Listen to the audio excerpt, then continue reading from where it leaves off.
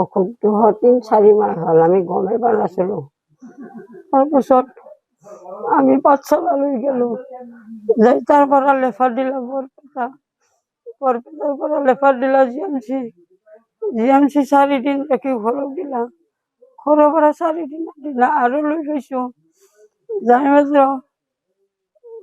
নেফ্ৰলজিত আমি ভৰ্তি কৰিছোঁ, নেফ্ৰলজিত ভৰ্তি কৰি মাত্ৰ তাৰ পৰা আমাক ৰিলিজ দিলা, দি মাত্ৰ আমাৰ সুবিধা সুযোগ একো নাই। আৰু নেক্সট আৰু আমি নিছিলোঁ নেফ্ৰলজিকে, তাতেতো একো ডিচিশ্যন নিদিলা, আমিতো একো নাজানো। তাৰপাছত আৰু ডায়েলাইচিছ কৰি থাকিব কৈছে সপ্তাহত, ডায়েলাইচিছটো কৰি আছোঁ। মানুহ এই ৰাইজৰ পৰা অলপ অলপ খুজি খুজি গাঁৱৰ পৰা এনেকৈ তুলি এতিয়া আমাৰ একো উপায় নাই, কি কৰিম? চলি জাগত ঘৰত বেলেগে আঞ্জাৰে ভাতে চাউল দেই, এনেকৈ আমি কিবা গিৰি ঘৰে খাই আছোঁ। 4 লাখ মান টকা গেল, মাটি সম্পত্তি গোটেই গেল, একো নাই আৰু এতিয়া। পৰিয়ালত কোন কোন আছে আপোনালোকৰ? মোৰ সৰু ল'ৰা আছে, মোৰ স্বামীও আছে, গাঁও খুজবা গৈছে, আৰু বোৱাৰী 2টা আছে, বেমাৰীটো ছোৱালী এটা আছে, আৰু সৰু ল'ৰাটোৰ ল'ৰা এটা আছে। 50,000 মান যায়, 2টা ট্ৰিটমেণ্ট ল'লি 20-22 লাখ মানে লাগে। মই ডাক্তৰৰ লগত চুক্তি দিছিলোঁ, মই এটা কিডনী দিম, মোৰ পৰীক্ষা একদিন কৰি নকলা, 3 মাহ পাছত কৰো বুলি কৈছে।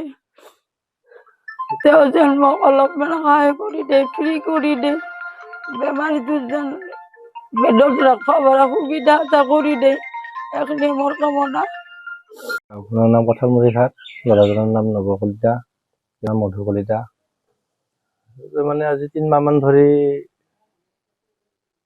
তাৰমানে কিডনী ফেইলৰ বুলিও কয়, আৰু মানে চুগাৰৰো প্ৰব্লেম, প্ৰেছাৰৰো বহুতটা ধৰণৰ। তাৰমানে এতিয়া যিখিনি ঘৰৰ মাটি বাৰী আছিল সেইখিনি বেছি চিকিৎসা পাতি কৰা হ'ল, এতিয়া মানে উপায় নাই আৰু।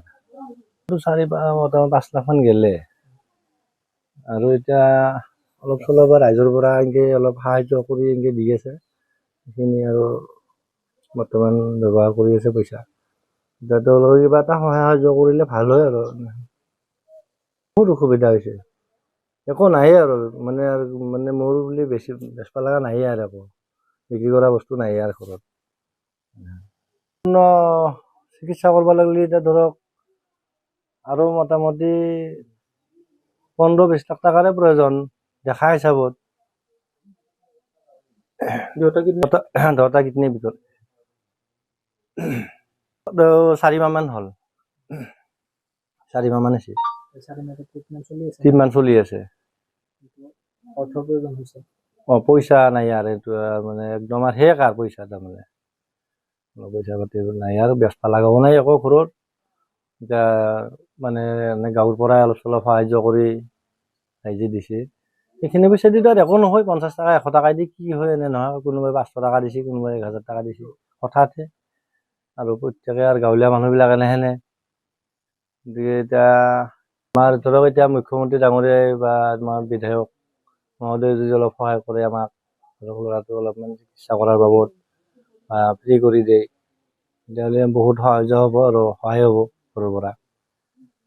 যিকোনো খবৰৰ বাবে যোগাযোগ কৰক 9181 307 221 আমাৰ এই নম্বৰত।